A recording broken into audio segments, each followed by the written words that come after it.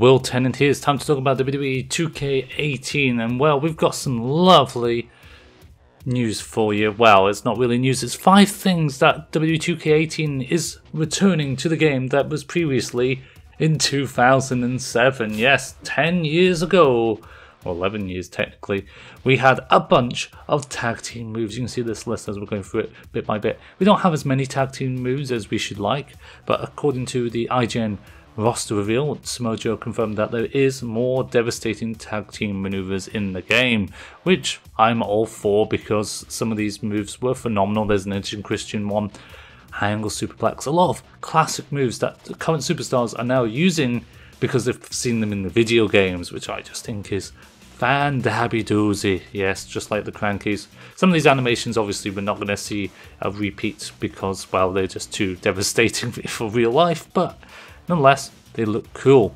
The second thing is we know that we're going into the parking lot again, basically with some of the abilities and other goodness that has appeared from ability leakage and of that nature. But we've not seen any gameplay yet, but we know there is a semi-trailer Daredevil, meaning you'll be able to do stuff off the top of a semi, which is cool, and some other environmental finishers.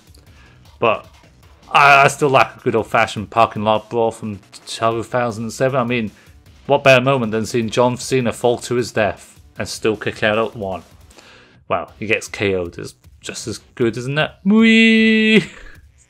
It's just like halftime heat with the forklift crushing them down. It's fantastic.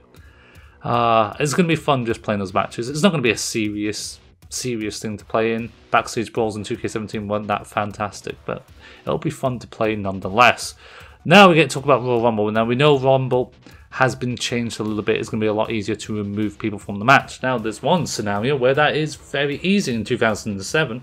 You can use one of the ultimate control moves, and if you had the finish in 2007, you'll be able to throw them out. There is a new drag system and a toss out ability as well for Royal Rumble, so we'll see how easy and effective it is. And then we're going to have to talk about ultimate control moves. We already know a bit about them. They're calling it other things, but it's ultimate control moves. We've discussed this plenty of times. The fact they'll be able to do moves in environmental positions, but just to do them in general is cool. Being able to use them on the announce table again, weapons, aprons is all cool. 2007 had the chokeslam through the announce table. You could do power bombs, you could do suplexes and everything. We're going to see this again in 2K18 through ultimate control, which is fantastic. We're going to enjoy this. We're going to have some fun and we're going to be sugarcoating it to all its needs. But bear in mind, these are returning features. They're saying they're new. They're not new, they're returning features, and that's what you got to rely on. Having old things come back is normally a very good thing because some of the older games are still the very best.